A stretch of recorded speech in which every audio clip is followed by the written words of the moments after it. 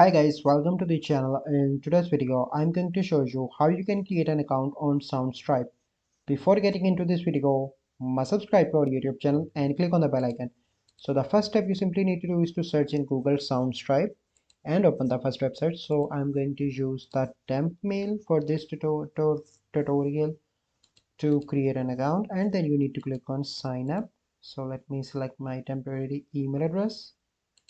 Okay, so here I'm going to, you simply need to enter your name. So I'm going to enter my name.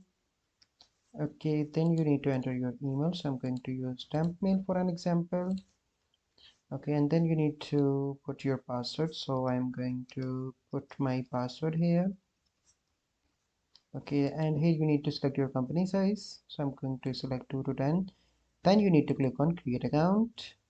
Okay, and wait for a few seconds.